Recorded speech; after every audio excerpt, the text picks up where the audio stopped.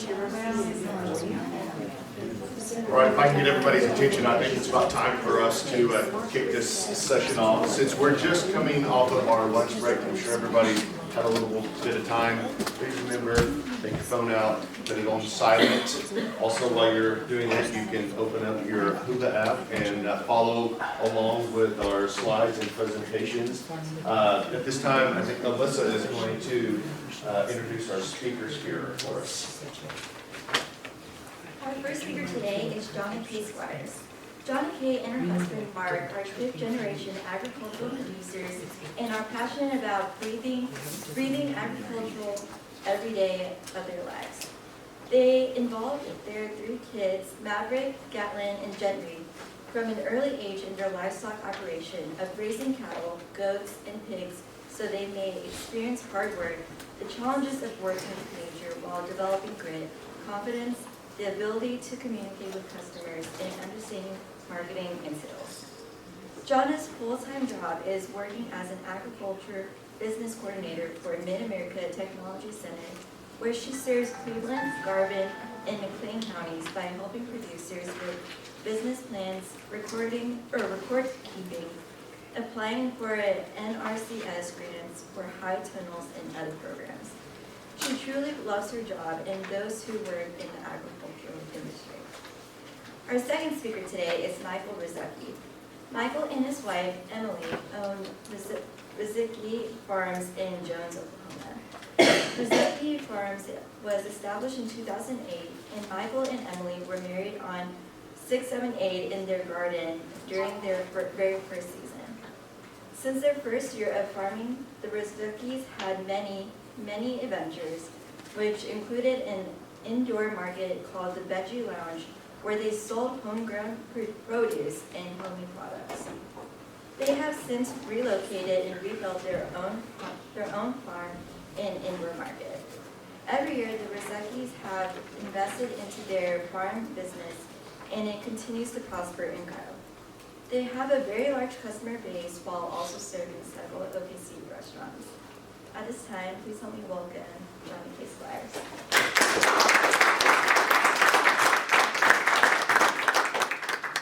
It's great to be with you guys this afternoon, and after lunch we're kind of a little sleepy and tired. And of course, both him and I were sitting here kind of going, have you gone over yours? Have we talked about all this? So we want this to be pretty informal, and we're going to talk to you. And I really want to get to Michael's presentation because there's a lot of stuff that they're doing that's kind of unique, and I think it's going to spark a lot of interest and some questions.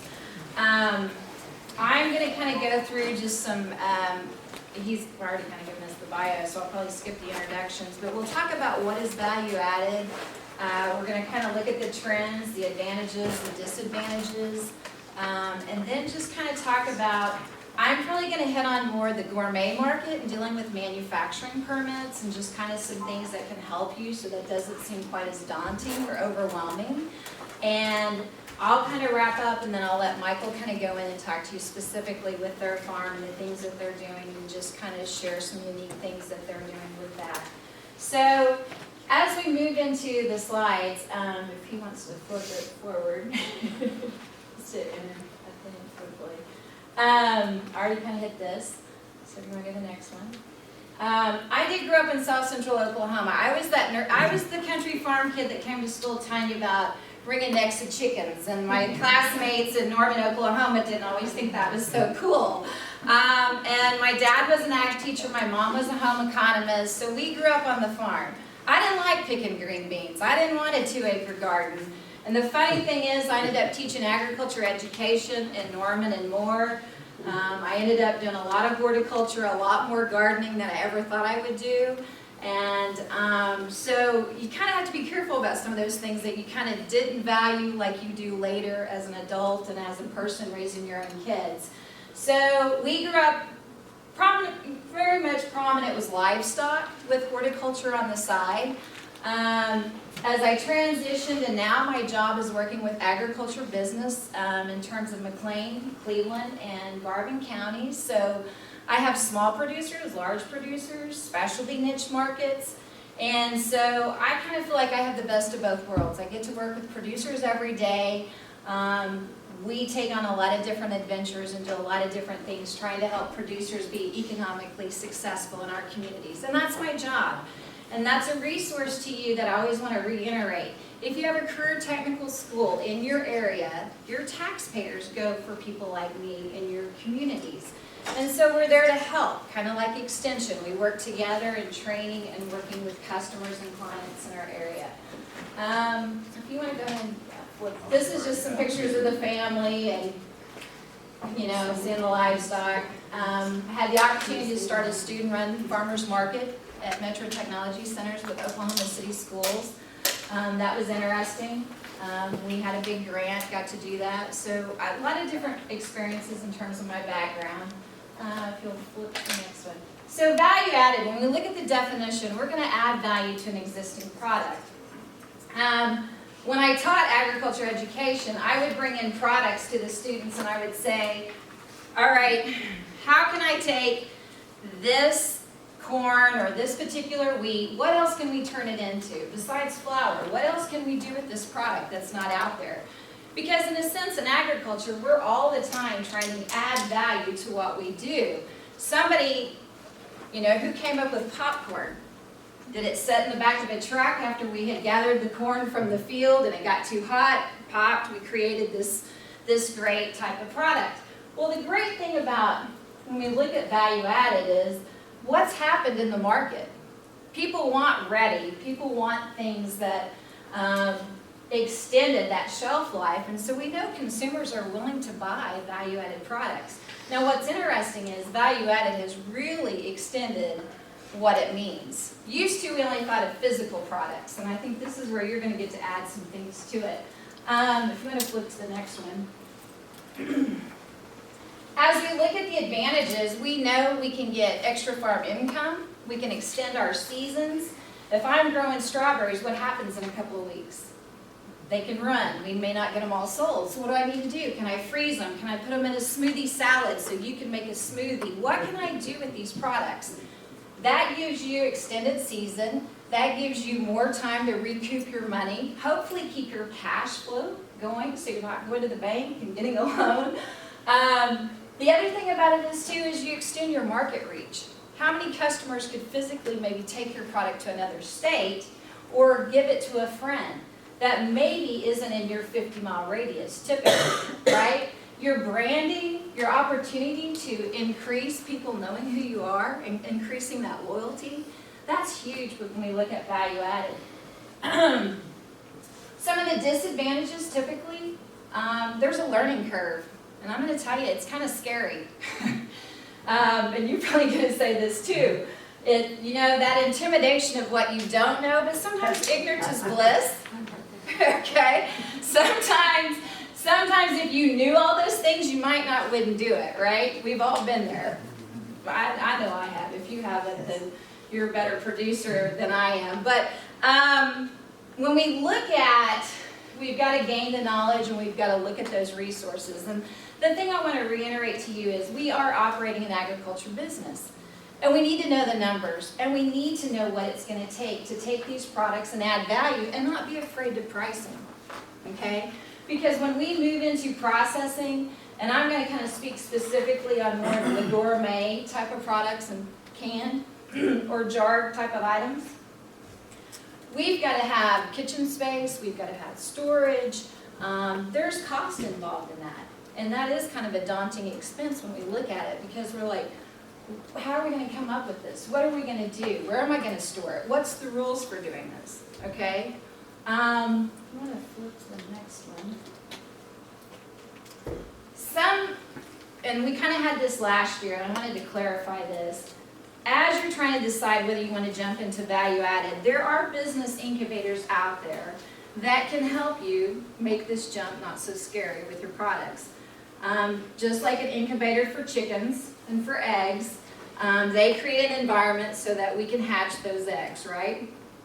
Business incubators do the same thing.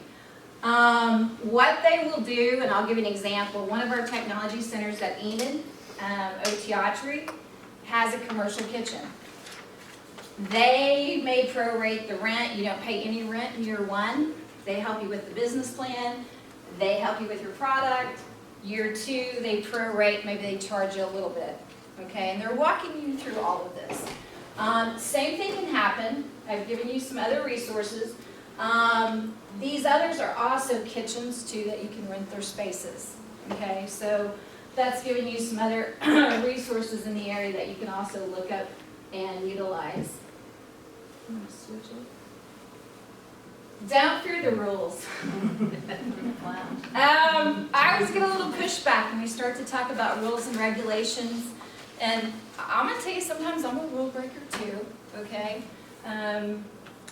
Not always intentionally, trying to sometimes do the right thing. But when we start to look at commercial kitchens, and I always hear this when we talk about manufacturing, and some people are like, my kitchen's cleaner than the kitchens I looked at for renting. And I've been there. I've done that. There's places I would not have rented that I went and looked at with a client, okay? Again, we want to charge top dollar for our products. We want to guarantee customer safety and traceability with our products. So we want to be utmost and foremost doing all that we can to do that, right? I believe we do in agriculture. So as we look at that, there's a lot of spaces available for commercial kitchens that a lot of people don't think about. Your schools, your churches, your county extension offices, county fairgrounds. A lot of these will do it at a minimal cost. Some of them may do it for free if you happen to be a part of that church, whatever. The scary part about all of that is this piece of paper that I gave you. It's the manufacturing permit that you have to do with the State Department of Health. And this is where, when you look at this, you're like, I don't know if I'm going to be able to comply with this. I got to have the schematics. I need to know the layout. I got to give you all these things. And a lot of it, it's not things you and I deal with every day, right? It's not verbiage we use. It's not things that are familiar to us. It's a lot easier than it appears, and they are a lot more forthcoming and have been very cordial to work with. I probably bugged, and I put her information in here, so if you want to talk to a really nice one that's very, very cooperative, Melinda is who I have dealt with, and she's wonderful, because I probably emailed her and called her and asked a lot of different questions, trying to figure out a way of how could we help individuals in my community. And so what we ended up doing, if you want to flip to the next one, I don't know. We ended up actually utilizing our kitchen space at the technology center where I'm at. She inspected it. She then had each of them fill out this manufacturing permit.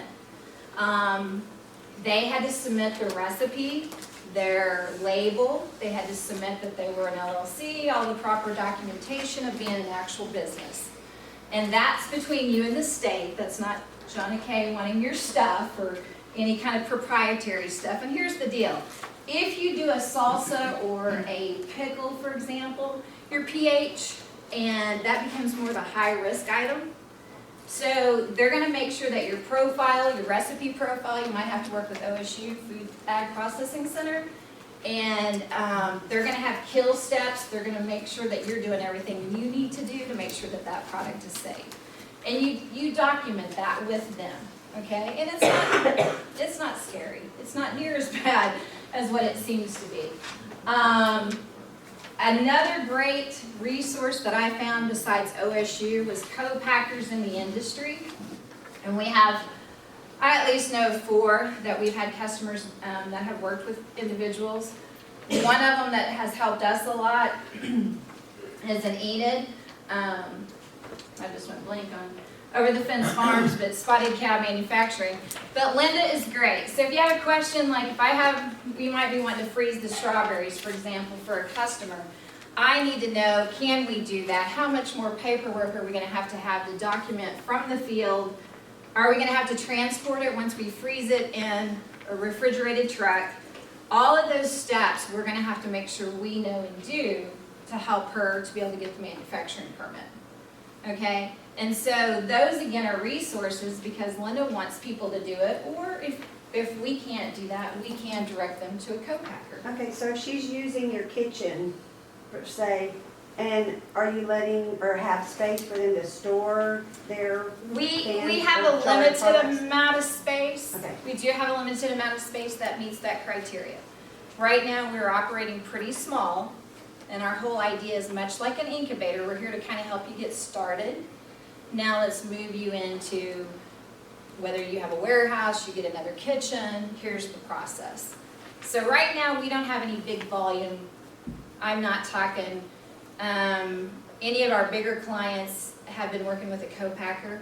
I'm talking less than 20 cases over a 6-month period. So think small, think beginning. And I want you to think about this too. Sometimes you gotta test your product to see if people will even buy it, right? Just because you got a great idea and a great jelly, and there's 99 other jellies at the market, that may not be your sweet spot. You may need to kind of test it, but you want to test it and you want to follow the rules.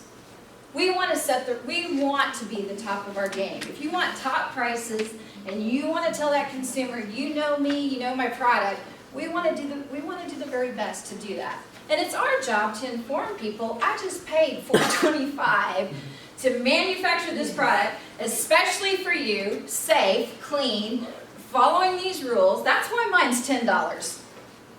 Okay? And don't be afraid to do that. Customers want to support you. And if they don't, there's another customer down the street. Or move to a different location.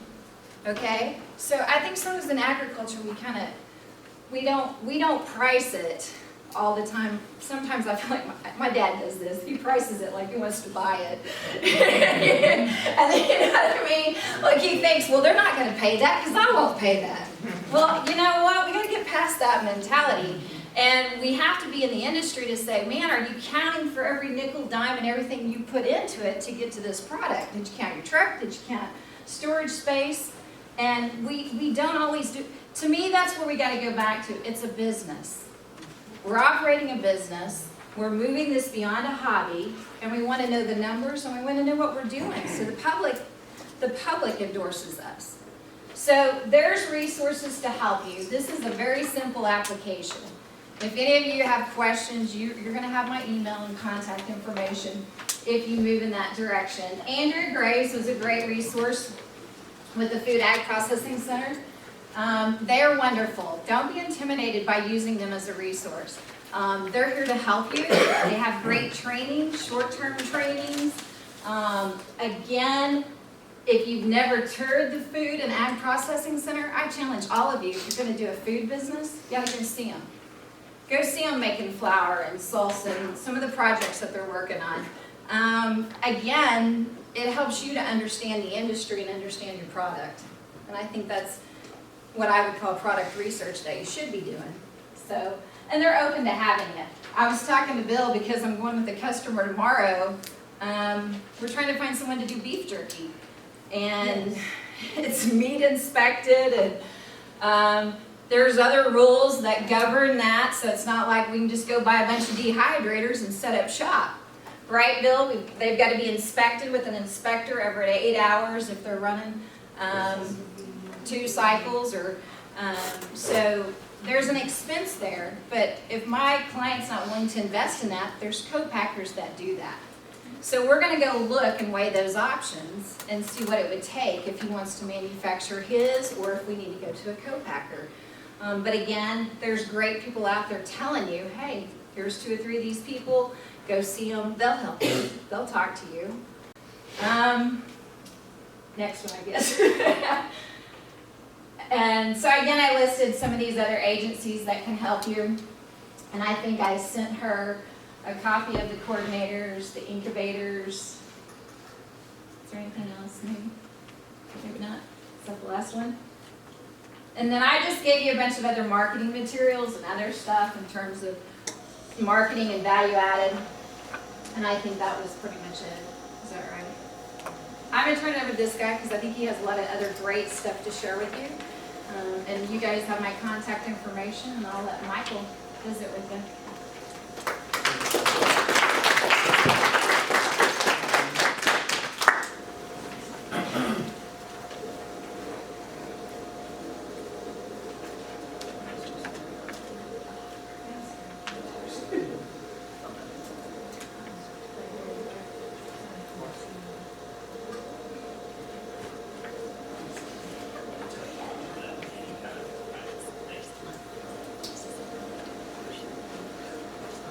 afternoon, guys. I'm Michael Ruzycki, Ruzycki Farms.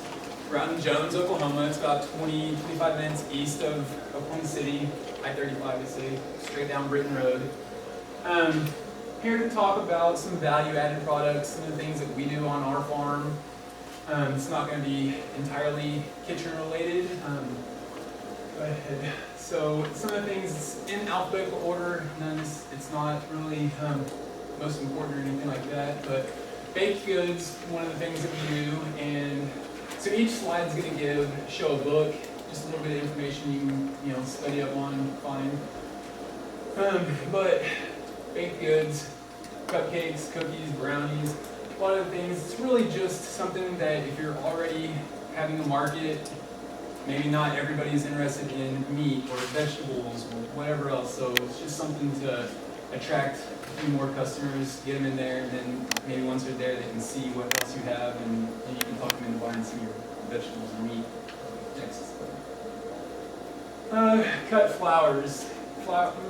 For me, I love the beauty on the farm, and it adds a little bit to it. It's not as much work. It's not something I have to, baby so much, but it's also something that you can, run out, cut a few, throw in a vase, and bring into the market. Somebody might also buy them. If not, they're pretty. Next. All right, herbs. So for me, if you're already growing something, whether it's vegetables, whatever it is, if you're growing, you might as well put in the other plants that people want. So when I grow vegetables, I have chefs and other people ask me about herbs. For a while, I did not do herbs. We're going to start growing herbs now, just for the extra sales. You may not do a lot with it, but you're going to attract a few more people. Like I said, they'll end up buying something else from you. Next. Microgreens and fodder. So, two totally different things there, but microgreens, for me, it's not something we do consistent, it's not an extreme money maker, but it's something we like to do more like in the winter. So when vegetables slow down and some of the other things that we do are not as productive, then we flip to microgreens and fodder. So fodder is really good for animals. A lot of people like to use it, juice for themselves, basically like wheatgrass, which in my opinion is a lot better to be used for as fodder to feed your animals, especially through the winter. Price of bagged feed has gone up so much and the quality is so poor, it just doesn't make sense to purchase trash feed when you can grow it yourself for a fraction of the cost. So wheatgrass, barley, a lot of that stuff, you can just look into microgreens and fodder, seeds, extremely cheap. And those can be grown soilless or on soil, so several different methods. Kind of look into that, figure out how you want to do it. But if you're dealing with restaurants, you're already selling a product, vegetables and whatever else it is, then it's just one more thing that you can add to the list to offer. Next. And mushrooms. So mushrooms is something that I did quite a few years ago, and it was a bit ahead of the time. Getting back into it now, Oklahoma's catching up to the rest of the nation, actually, with a lot of things. Vegetables, local, organic, everything. It's just, we're finally getting there, and so mushrooms is one more kind of side project that you can do. It doesn't take a lot of time, it doesn't take a lot of room, so once again, that's kind of a winter project, so when we don't have as much going on in the fields or outdoors, we can, in a closet, in the corner of a room somewhere, it doesn't take a lot of space. A few different varieties of mushrooms, and once again, the chefs love it. Farmers markets getting more and more popular, so just one more thing you can have on your table to attract customers. Poultry. Being a vegetable farmer, so when I started out, I felt like I needed to be just encompassed everything. I mean, just animals, vegetables, you name it, I was trying it all. And it just got to be too much.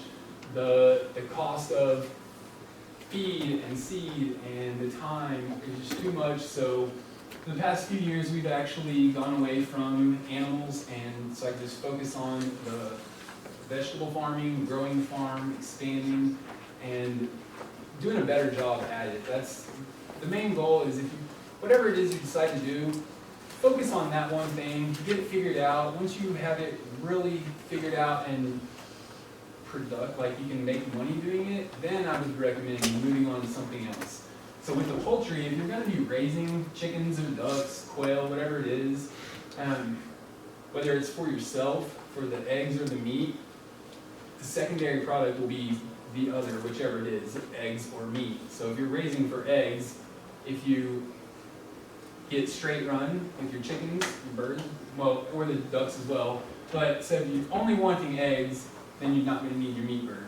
Rather than just give them away or whatever it is, you can process them and start selling meat or save it for yourself.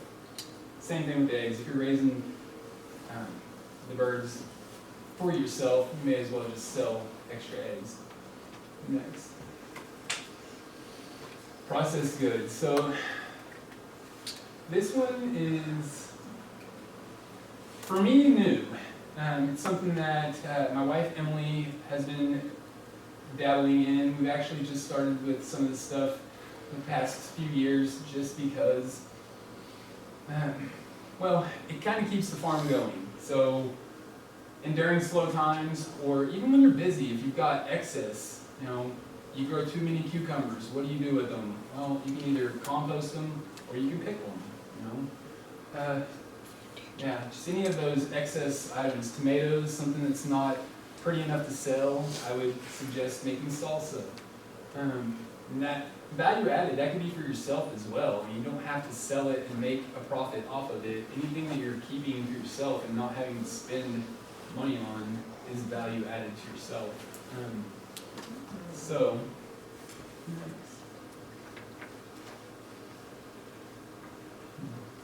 I must admit, I didn't spend a whole lot of time on this, guys. I am running a few different operations right now. We are starting flowers and vegetables and seeds and a lot of different things. And since this year we did add some pigs, and we will be getting ducks and chickens pretty soon. So I've been busy, quite busy actually. I have a question. Yes. So the canning, you said you just started it in the last few years, and that's kind of helped keep things running. Is that by you guys on the farm selling it to others? Is that because you went through the process of all the labeling and all that, or just your Yes family? and no. So to start with, we didn't do any of the like labeling, the going to the kitchen. It was mostly home cooked things and just selling at the farmers markets. And it's the more popular it's getting, and the risk is high. So just to minimize risk to ourselves and the farm, it is better to go with commercial kitchen. If you don't have access to the commercial kitchen, I would look into the home baking and just study up on that, learn what you are and are not able to do legally. So the last thing you want to do is try to make a little spare cash doing something from home and then get yourself in trouble. There's a lot of risks. So I have lots of potential home bakers who want to make like zucchini bread, but then they read the Home Baking Act and it says you can't use fruits or vegetables in your baked goods. And so then that confuses them, and then you call and ask for clarification, and then some people's like, yeah, you can, it just has to be cooked. And then you call, and then somebody else calls like from our area, and then they're like, no, you can't. And so it's just like consistent answers make a difference, Yeah. and they're not. And I've got the same. You've got the same thing? The same Okay. thing. Right now, there's so much confusion, and the laws are changing Right, it's out so of her. rapidly that one day it may be the person that said one thing to you was right that day, and then the next day it's changed. So it's just, if you decide to do it, you're going to have to do your due diligence and you stay on it. I mean, if it takes calling weekly, monthly, daily to follow the changes. Well, here's part of it.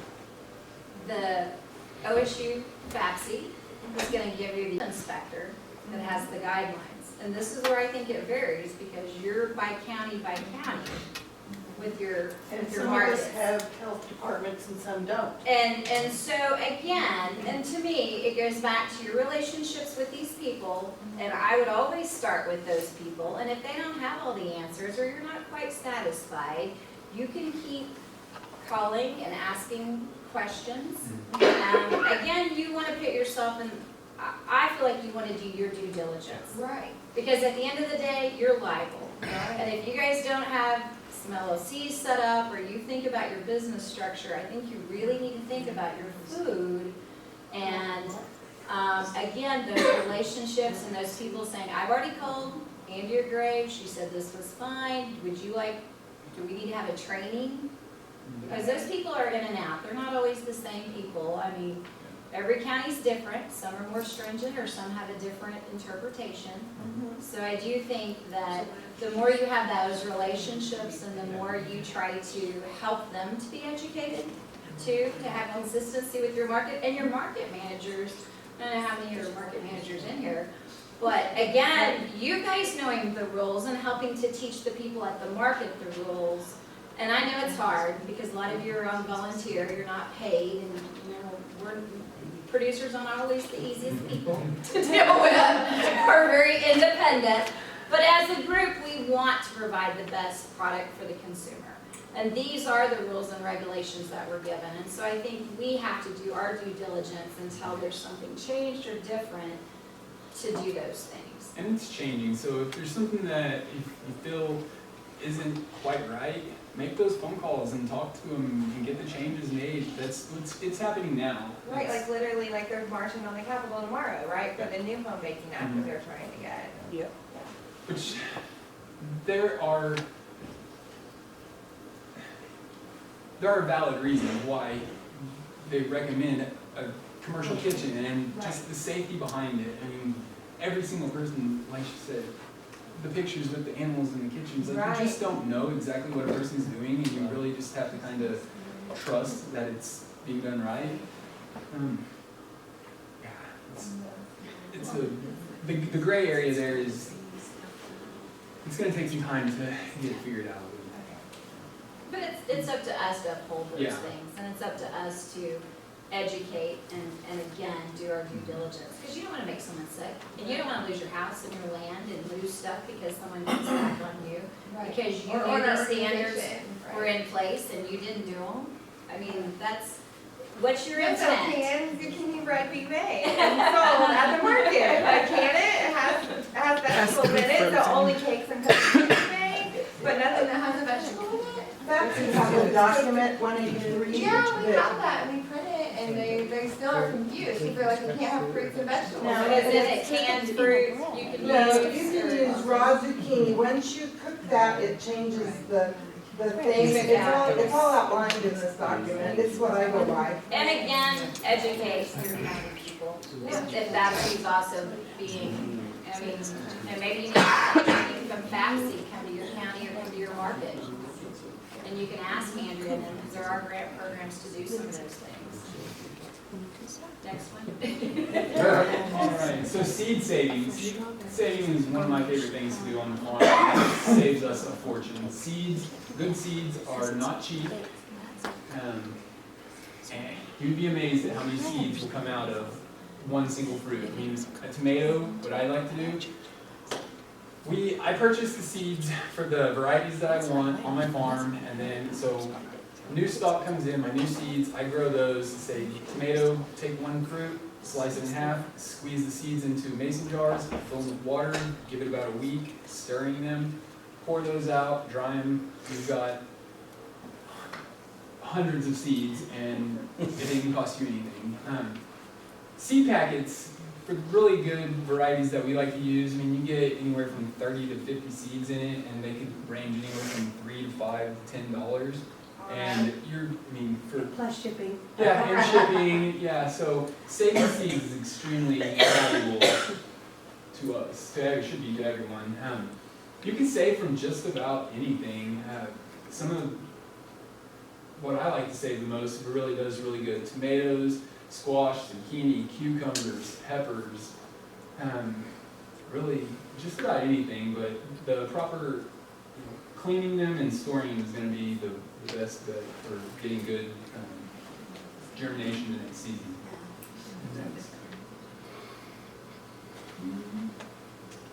So seed starting, the starts. For us, depending on your size, you're going to be, if you're starting seed yourself, you're probably going to have more space to start more than you need anyway, so I might as well sell extras. As we've grown, starting out, I did not have very much space, and I was using, like 288 seed trays and starting one row of each of different seeds to try to get a little bit of a start. And as I grew, I was able to have a little bit more space, and now that I have the space that I have, I'm able to start a whole lot more seeds, more than I need, and it's a good business there to sell the extras. Next. Worm castings. Yeah, worms and castings. One of my favorite fertilizers. Worms are extremely good in the farm, or on the farm.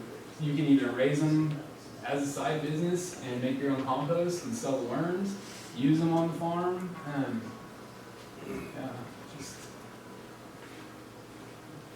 Sorry, I'm learning as much with you guys on this slide as. Okay, go ahead. That's it? Alright, so that's about as much as I had on everything, guys. If there's any questions, I'd be happy to answer them. Yeah, we are no-till. Whenever I do till, it's new gardens. So once we've got them established, then we're no-till. The only time we till is when we're breaking new.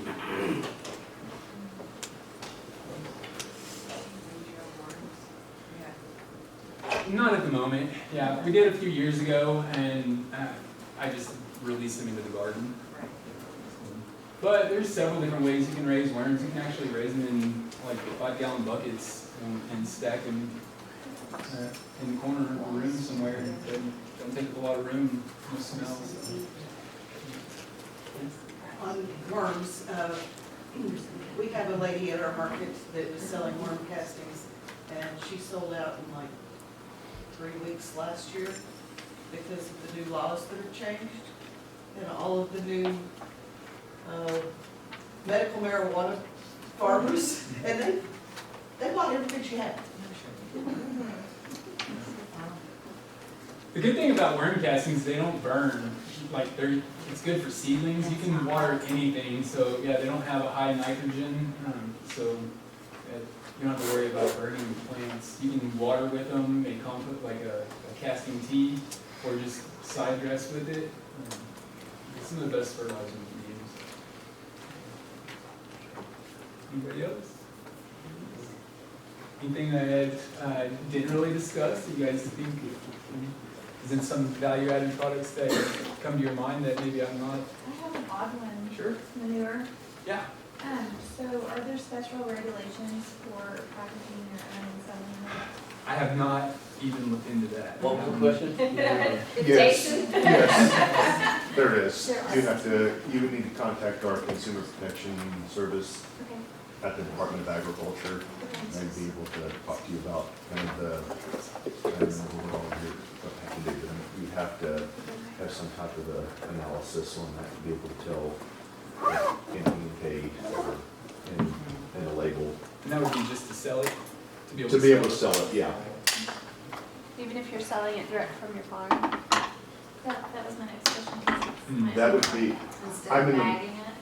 Yeah, bagging it and selling it just like you would if you went to Lowe's and bought something, or it'd be cheap, but do what you could. yeah, I don't, I mean, the government guy here, that's not my division. I'm not sure. The State Department of Agriculture. Yeah, you can, Kenny Naylor is the division director there. He'd be able to either answer or get you to the feed fertilizer person there. The 5213864 is the general number. I have a different question. Where do you sell your value-added products? We sell from the farm. We're at the Conscious Community Co-op. We attend the Choctaw Farmers Market on Friday evenings. Okay. Anywhere else? Yeah. We are hoping to attend the Edmond Farmers Market this year. It's still up there. And off the farm. Yes, and directly from our farm, yes.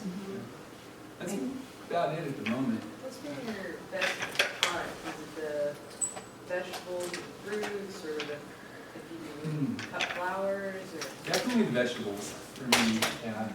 any specific As ones? far as tomatoes, everybody loves tomatoes, yeah. That's my favorite thing to grow. There's so many varieties. You could try something new every year and spend the rest of your life growing tomatoes and never grow the same one. It's pretty cool. But you guys do a lot of seasonal stuff and pick up from the seasons Yeah, and do more of the baking when it's not necessarily growing and fill in the gaps. exactly. And that's I where the like that. value-added items come in play for us. It's really just filling in, trying to keep the farm afloat as, during the slow periods, and, it's just really necessity. A lot of this is from necessity. It's just things that you need to do to be sustainable and profitable. So do you also have U-Pick? We don't do U-Pick for several reasons. One, I've really just recently opened the farm up to visitors, and the first few years I was really, I'm a perfectionist, so if it's not looking absolutely perfect, I don't want anybody to see it. And I've learned that that's just not, that's not every year is going to be different, and you can't. I also didn't ask for help the first quite a few years, realizing now you're not going to be successful unless you ask for help. You can't do it all by yourself, unless you just stay extremely small, unless you're growing for yourself. But once you start growing for the community, you kind of need the community for a lot. Do you do CSAs? We have in the past done CSA. We are not going to this year. With last year, the way it worked out, the weather, the risk, it was just, we weren't able to provide the full CSA, and that really wore me the wrong way. So for me, I would much rather grow as much as I can, provide for a market. If I have a slow week, it's a slow week, and that's just what's at the market is there. It's not, I have 40, 50 people relying on and expecting a certain amount of food every week, and then we get a flood or a drought or animals. Yeah, it's just too much risk. So you grow most of your stuff outside then, and not in a house? We are moving indoor now quite a bit. We've probably got about half of our production indoors now.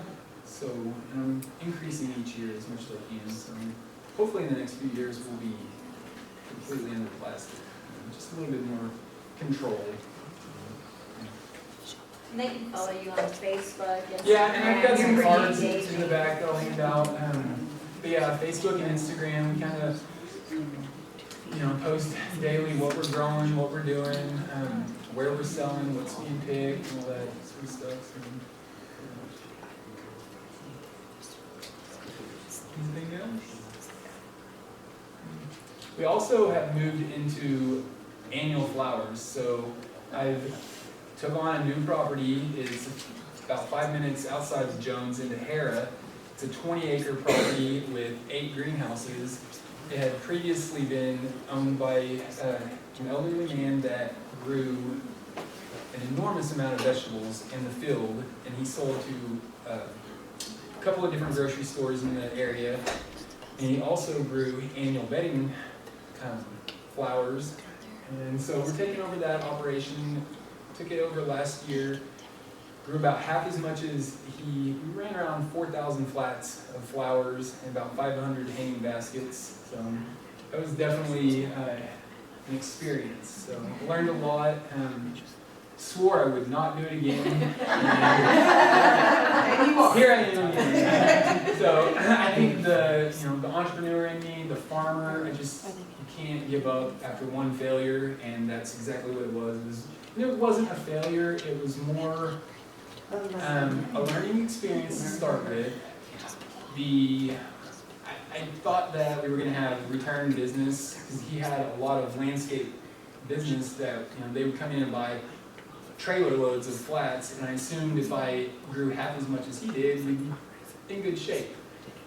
The previous owner passed away, and that's how we kind of came across the deal. He's a friend of mine, and I feel like maybe a lot of the customers didn't know that the business was still, that we had kept it going, so we didn't have a lot of that return business. And then the rains, it rained all spring, so a lot of people weren't planting, personally and the landscapers, so even when we did have sales, it was it was just a rough year, so I had not planned on doing it again, but just knowing that each year is going to be different. We built customer base last year, we got new customers that said that they would be customers, and giving it another shot, hoping for the best this year, and yeah.